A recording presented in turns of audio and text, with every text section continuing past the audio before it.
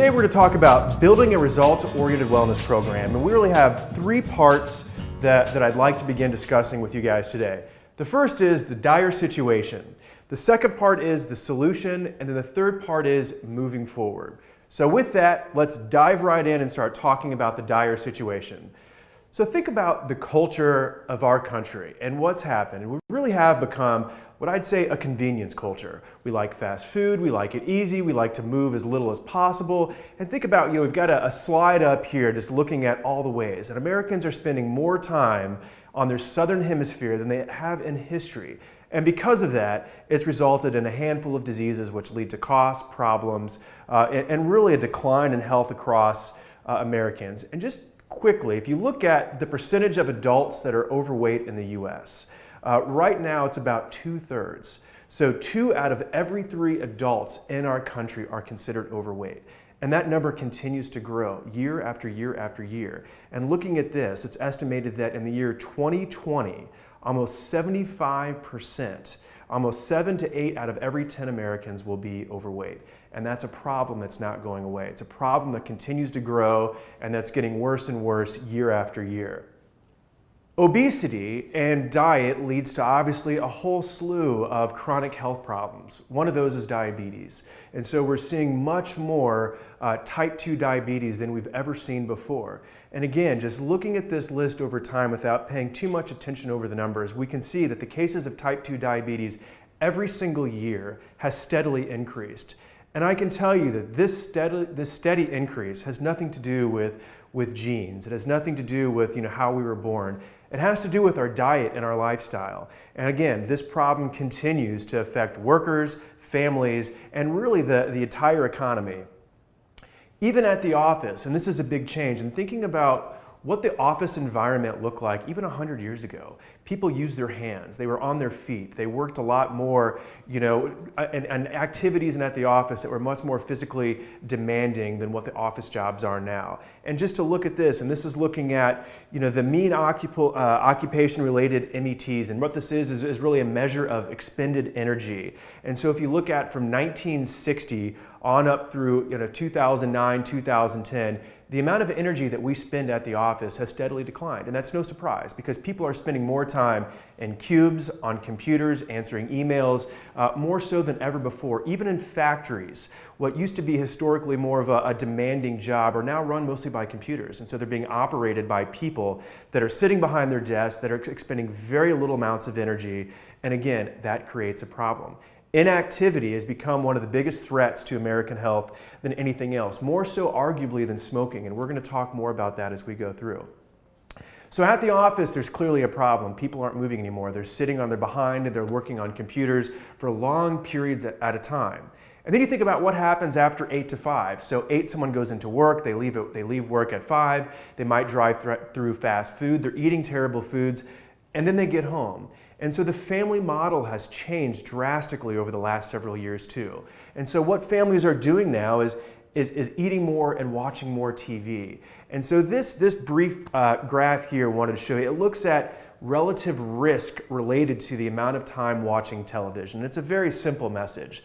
The more time that you sit on the couch watching television, the worse it is for your health.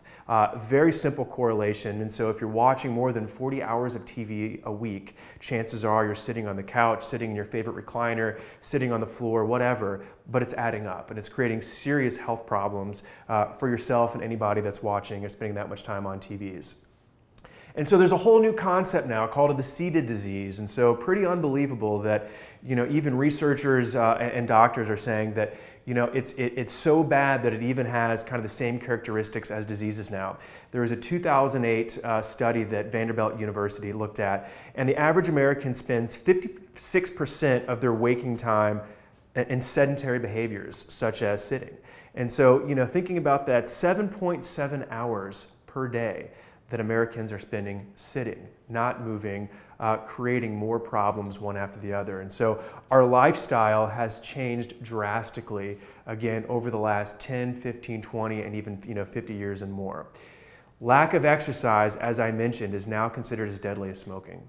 And so what once was a major threat, think about all the taxes that we've levied on cigarettes, the effort that we've put into getting people to stop smoking, the move to get people off tobacco products altogether has been huge. And for the first time in history, the rate of tobacco use is now in the decline, which is fantastic news for the health of our country. But we have a new problem now, and that new problem is inactivity. And so we've got to find ways to build activity and to sort of change the way that we move as a culture and start building more activity into what we're doing. Or again, this is going to be the next major epidemic that we face is lack of activity. A couple graphs here that I want to show you, and I think this is going to paint a very, very clear picture of the problem that we're faced with. And you have obesity, physical activity, diabetes, and then overall well-being. And so if you look at all four of these charts in our country, you see some dark areas that are in the South here. And there's clearly an overlap. And so if, obesity is obviously related to inactivity. It makes perfect sense. If you're not moving, chances are you're gaining weight and you're going to be overweight and move yourself up to obese. That's going to lead to diabetes. Again, these are all very, very related, overlapped, and then the problem is it leads to well-being. And so there's a very interesting survey that Gallup Healthways has put on the Well-Being Index, and it looks at several dimensions and how people relate to their overall well-being. And one thing's interesting is that again, in the darker areas, and you see this band kind of going in the Bible Belt through the South on up. And so you have people that have higher rates of diabetes, they have higher rates of obesity, they have lower rates of physical activity, and because of that, their overall well-being suffers drastically. And so that's a problem. So, well-being is looking at the quality of life, the levels of happiness, access to care, outlook on life. All of these things, add up, and it's really, it's really tragic for our country. And because of that, the last thing that I'd add, our life expectancy goes down. And again, if you look at this, map as it relates to others, that same area, that southern Bible Belt part of the country, again, has a lower life expectancy than the rest of the country. Again, this is sad. It's one of the, the best nations in the world, and we have one of the best medical systems in the world. But yet we have, our life expectancy, and in certain parts of the country, is lower than other industrialized nations. And again, it's been a problem with our culture. And I know you're hearing a lot about that through a lot of these talks, through what you're learning. And again, you can see very clearly the impact of lifestyle choices and behavior and how they have on our happiness, our health, our disease state, our well-being, and ultimately our life expectancy. The last thing I'd like to mention is just cost. All of this clearly has a cost on our economy. And so, it's really interesting. You look at the, gross domestic product, the GDP, and what we spend on healthcare, and this should be, pretty alarming to most. And you see, most industrialized nations here, and the last measure here on this graph is in 2007, we're just about 16%. And I can tell you that we're at 18% now, and we're slowly moving up. And again, this is a problem. 18% of our gross domestic product is spent on healthcare. And again, there's problems in the system, there's so many inflated costs that again, this is going to become, essentially unsustainable. We're not going to be able to afford our own healthcare costs anymore. Again, and that's going to be really a challenge for the American workforce and the economy as a whole. I hope in the first segment I painted a very clear picture of the problem and really the course that we're on as a country in terms of our health, our healthcare, and the cost. Because it's really about changing as a culture, it's about changing as a country, and it starts with everybody. And it's going to take everybody's help really to sort of change the tide and to change our culture and to really start making a difference and to start really improving the health and well-being of our country. And so this is a very, very important thing. And I want to start talking about the solution. The good news is that there is a solution to the problem, and it's very clear, and there's great research that talks about ways to do this. And so it really starts with developing comprehensive wellness programs. And so what is a comprehensive wellness program? And I'm going to spend the next few minutes really breaking down what a comprehensive wellness program is and how they can begin to change wellness, well-being at the worksite. And so that's one of the most important things that we start with at the worksite. Americans spend more time at the office and at the worksite, sometimes than with their families and anybody else. And so we have a captive audience, and it's the perfect place to begin talking about health and getting people to start thinking about health behaviors and how to help themselves and how to help their families really start living healthy and happy lives. A couple things before we dive too deeply into comprehensive health and wellness programs. I want to start, just briefly mention some of the cost and benefits with health and wellness programs. And something you're going to hear a lot about, now and in the future is what is the ROI of wellness programs? And the one thing that I want to mention, I think it's a very important point as you begin to understand and learn about health and wellness programs in the country.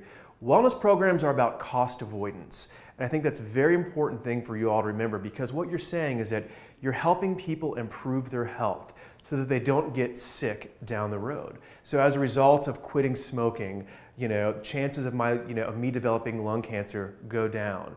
As a result of me improving my weight, the chances of me getting off blood pressure medications or diabetes medications goes down. So it's really about cost avoidance, and I think that's a very important point to remember as we're thinking about the overall value and how to capitalize the value of wellness programs.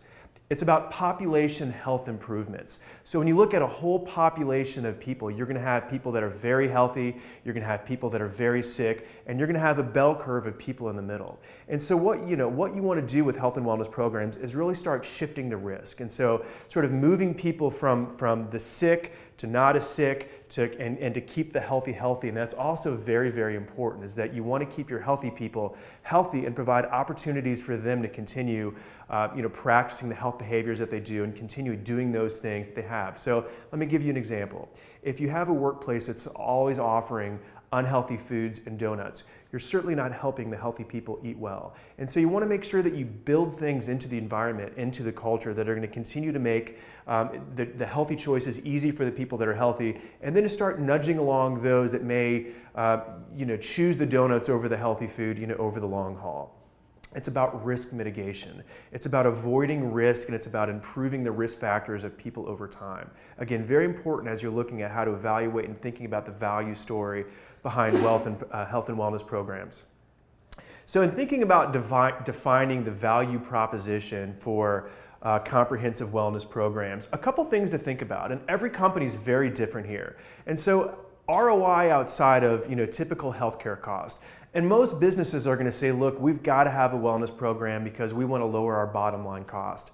And that's fine. But employees aren't going to care about that. And that's what you need to remember and keep in mind as well. But a couple other things to think about in designing programs and just other value add that come with that, in addition to hopefully lowering healthcare costs, is absenteeism. So people are going to get sick less, they're going to be at work more, they're not going to be away from the office, and kind of the flip side of that is presenteeism. You want people when they're at the office to be fully engaged, to be paying attention, to be happy, to doing work, instead of just sitting there zoning out a computer or feeling terrible or not paying attention or just at work, but they might as well not be there because they're not really contributing anything at all. Something that's important to a lot of, say, factory workers and blue-collar type jobs and employers. Lower workers' comp cost. If you have people that are healthier, that are stretching before the job, that are staying in better shape, they're not going to get hurt as likely. So again, you're avoiding costs that come with workers' comp. It's going to be very, very important. And there's some really interesting examples that have focused just on the reduction of workers' comp claims and have been very, very successful. And what you see is that the overall costs begin to lower in all directions: medical costs, healthcare costs, presenteeism, absenteeism, and ultimately workers' comp as well. Lower short-term disability, long-term disability, reduced turnover, and a couple other things which are interesting: reduced morale and becoming the employer of choice. And so when people are healthy, they're by virtue happier. And so the morale is typically better. People they have more energy, they're happy to be there, they're more energetic. And so it really just sort of becomes a viral effect. And that's what's interesting about wellness, is that it really, when it takes off, people can really jump on, support each other, and it really becomes a social movement.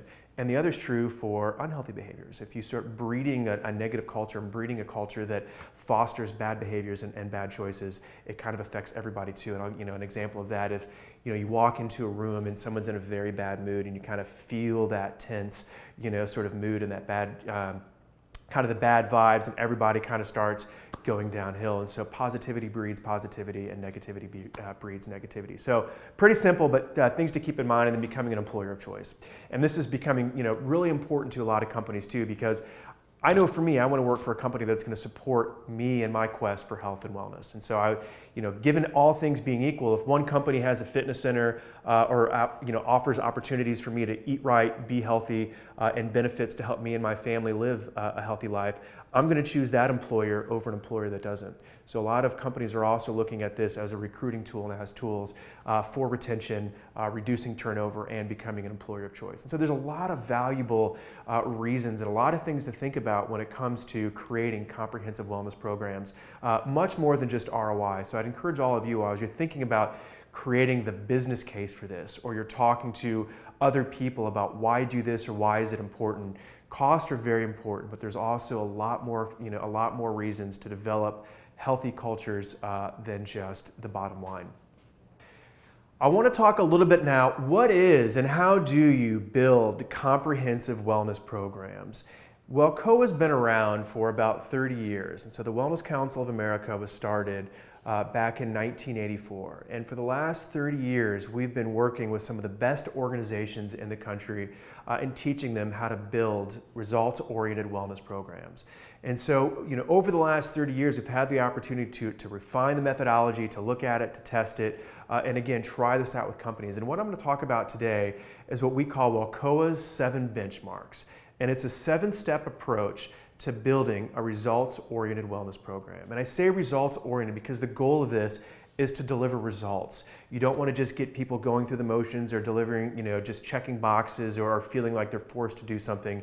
You want to create a wellness program that delivers results on a lot of different levels. So real quickly, what our 7 benchmarks approach is a step-by-step process that we've developed to help health and wellness practitioners, students like yourself, or really anybody interested in working with organizations to create high-performing organizations and to create wellness programs based on this 7-step approach. And the 7 steps are this: capturing senior-level support, creating cohesive teams, collecting data, craft an operating plan, choose appropriate interventions, create supportive environments, and carefully evaluating outcomes. So with that, I'm going to break down each one of those 7 benchmarks and talk a little bit about how to do that, why it's important, and how that fits into creating and building results-oriented wellness programs. The first step is capturing senior-level support. And so before you really go into an organization and you start implementing programs, and if you're just getting started, it's very, very important to make sure that you have your CEO or your executive leadership on board. They're going to be your champions. They're the ones that are going to approve the budgets, work with you, and it's important that they're the role models for the program. They've got to be out in front, they've got to lead the charge, and they've got to be on the forefront of your program. People follow the leader, and it's very, very important that they not only support the initiative that you're suggesting, but they model the initiative you're suggesting. And so there's a lot of ways to capture and garner senior level support. And one of the things is make sure they're an active part of communicating whatever initiative that you do, that they send out emails or letters to employees, that maybe you do videos of them participating in the activities, and so that people can see them participating in the program and know that they're an active supporter and that they're a champion, because people are going to see that leader and then they're going to feel like it's okay for them to do it too.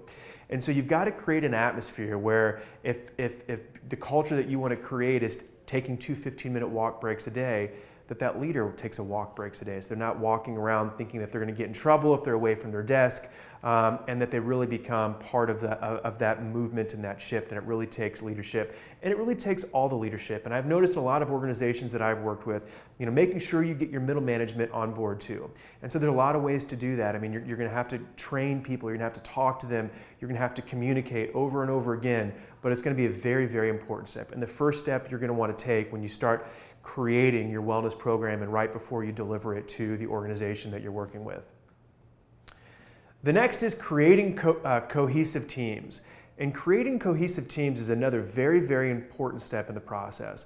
And what I'm talking about when I'm creating cohesive teams is building wellness champion groups. And what you want to do is you want to create pockets of people at all levels of your organization that are dedicated to being advocates of the program, to providing feedback of the program, to giving you the necessary data that you need, and that they're the cheerleaders on the ground. Most organizations have multiple work sites that span all over the country, and in some cases all over the globe. You have people that might work from home, you have people that might work from factories, people that might work at the home office, and you need people from all layers of the organization to be there so you understand what's working, what's not working. If they're in multiple locations, they can take that program back.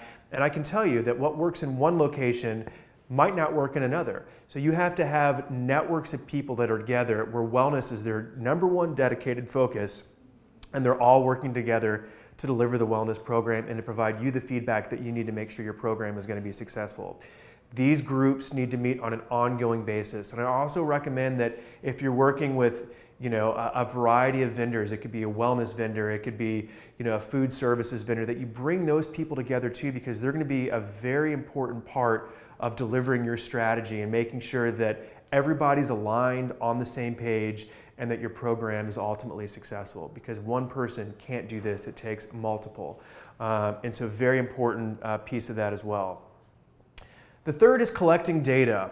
And this is a step that's often overlooked as well, because you're going to want to know how you're doing, of course, and making sure you're collecting the right data. And so taking a very thoughtful and strategic approach to what you're going to look at. And the first thing I recommend when you start doing this, and often the first place to start when it comes to collecting data, is doing a preference survey.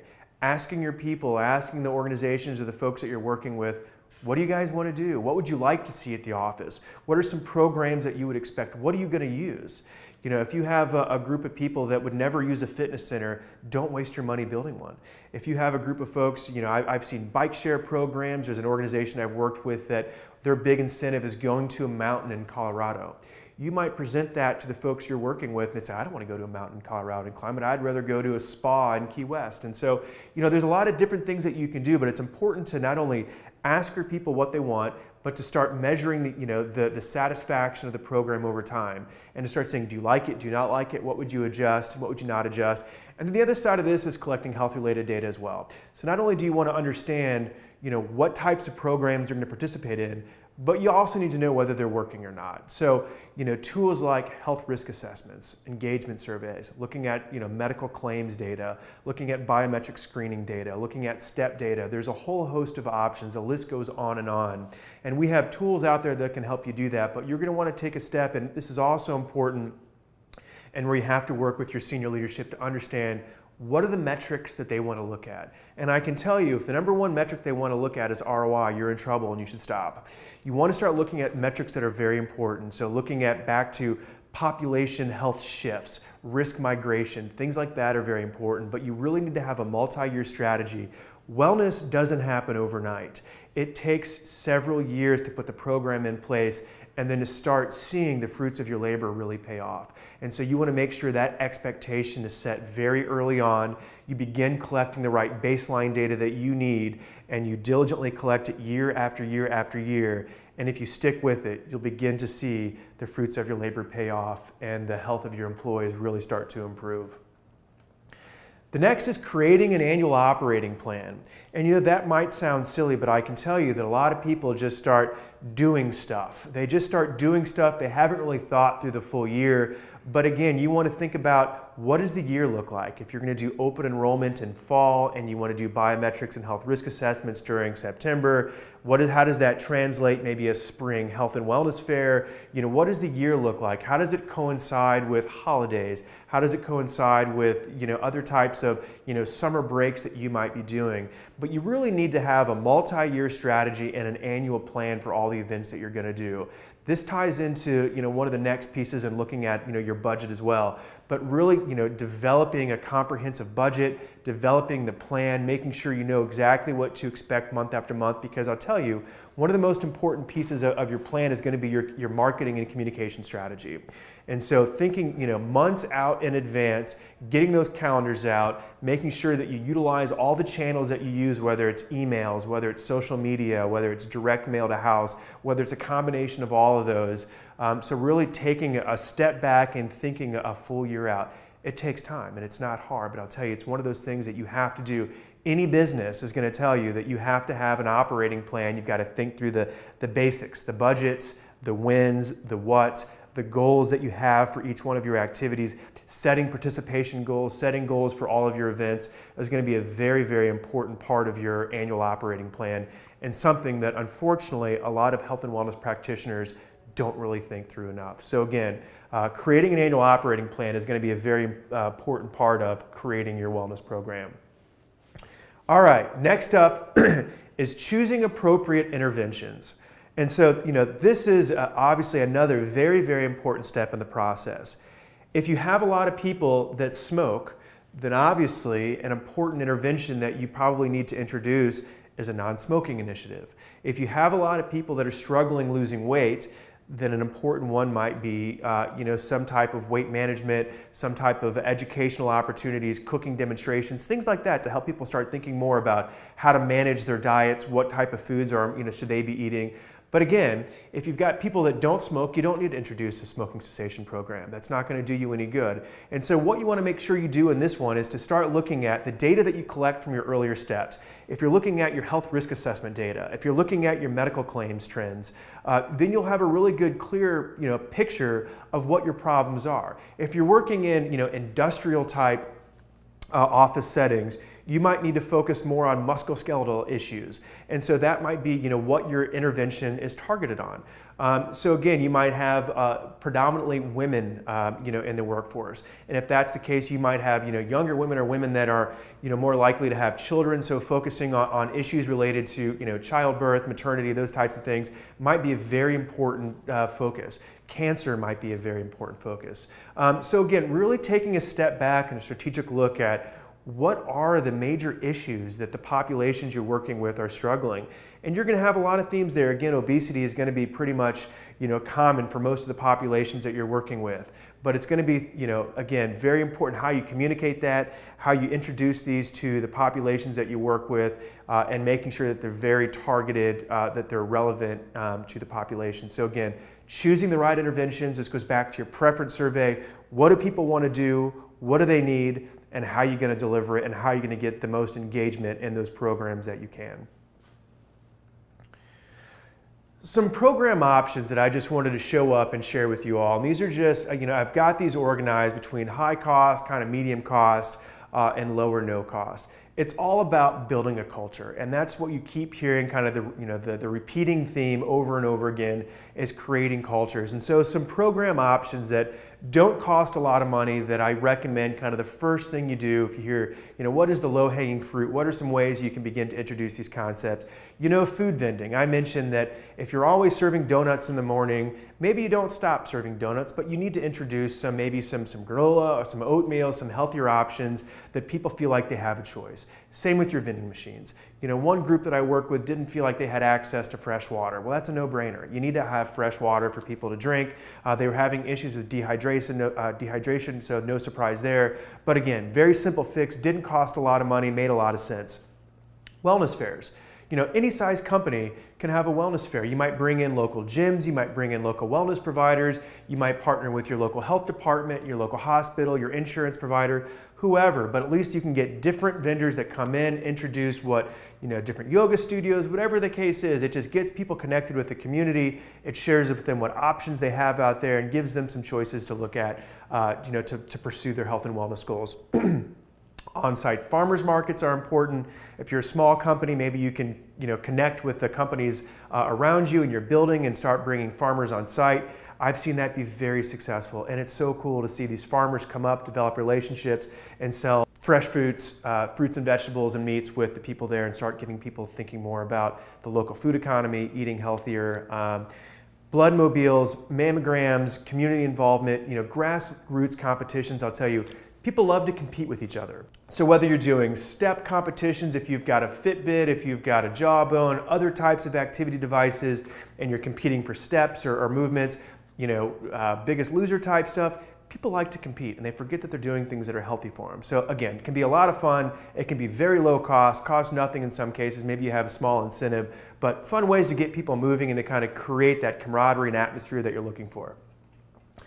Some moderate costs and things to think about, nurse lines, stress management programs, bringing a massage therapist on site sometimes can be a nice way. Do 15-minute chair massages, employee assistance programs, EAPs, having someone come on do flu shots, those are fairly low cost but can be very beneficial, especially in smaller offices. Health risk assessments, again, they can be under $10 a year for people to take and can be a very, very important tool in understanding more about their health. And other types of wellness screenings that you can have. Again, these things don't cost a lot of money and can really improve and be an eye-opening experience for a lot of people, and they can learn more about their health and understand how they can improve their health throughout the year. So again, and if you're a larger company that's looking at other ways, building on-site fitness centers, pharmacies, on-site clinics, again, more screenings, on-site health coaching, disease management, buying devices. There's a lot of options here. And again, this is kind of just a laundry list of things that you can begin thinking about and how to build all of these into a comprehensive program.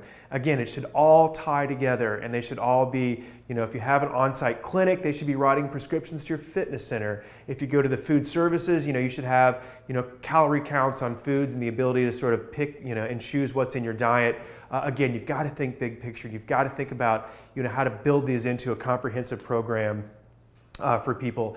It boils down to, one of the next benchmark is creating supportive environments. And this, again, I keep saying culture, culture, culture, but creating environments where people have choices, they're supported by those around them, they feel supported by the organization, they're seeing leadership model the behavior, they have the resources necessary to be successful, and things start happening. And I'll tell you what, one of the gauges that I've always used, and that's really cool to see in one of the organizations I use with, I'd say one of the indicators of success is people started carrying more gym bags than briefcases. And that's the type of environment that people feel comfortable in, that it's accepted, they've got their gym bag, they're ready to go, they're gonna work out before work, after work. It's creating groups. You might have running groups, walking groups, knitting groups, gardening groups, whatever, but you're bringing people together with a common goal, you're supporting each other, and you're helping each other along the way. It can be very, very powerful and some pretty cool stuff. So creating supportive environments. And then the last one, and also very, equally as important as the rest, is evaluating outcomes. Again, year after year after year. And if someone says, we've been doing this for a year, show me what we've changed, not gonna happen. It takes a multi-year strategy and a while to get the stuff, but you've got to get the basic fundamentals built in place, start collecting the right data, and I promise you'll start seeing, the fruits of your labor pay off. But it's really important to evaluate outcomes, because the one thing you want to be able to do when your CFO, your president, your CEO says to you, how you doing? Show me how the program is. You can have the metrics there, and you can show them that, the culture's changing, the people are moving more, we've improved our health status, our health risk, whatever your value story is. But at least you can show a progression over the years, and how you're beginning to move the needle on the health and well-being of the community that you're working with. Let's wrap all that together now. So moving forward, just a couple things that I wanted to mention. I know that's a whole lot, but I think it's really important for all of you all to understand what is the basic fundamentals that you have to have in place, and sort of a way to begin to think about how to structure results-oriented wellness programs in the workplace. And again, one of the most important places that you can begin to affect change in people, you have groups of people all connected by work. And so some things and resources that we have that might be a benefit to you. We have, WellCOA has the Well Workplace Checklist and Awards. And so you go out there and check, and we have resources that are aligned to all of those 7 benchmarks, and we have case studies, expert interviews, and tools and resources designed to help you guys create results-oriented wellness programs, or just educate yourself on how to do that in your future. And so, I'd encourage all of you to check out wellcoa.org, see what we have. And again, we've got great resources, most of which are free, to learn more about how to build results-oriented wellness programs and start helping yourself and those around you start taking the path to better health and creating positive cultures, because it's going to take all of you and really everybody banding together to start creating the momentum we need to sort of turn the tides on the healthcare problem in this country and really beyond. It's becoming a global problem. And so we've got to start thinking about how to create healthy communities in the workplace and beyond. So I challenge all of you all to go out today and to start thinking or doing one healthy thing today. Whether you're choosing the right foods or moving a little bit more, and encouraging those around you to do the same. Start getting people walking more, find a buddy, support each other, because it's going to take everybody. So with that, I wish you all the best of luck on your journey in health and wellness, and thank you very much for the opportunity, and look forward to hopefully seeing some of you and seeing the good work that you do in the future. So thank you very much, and best of luck. Take care.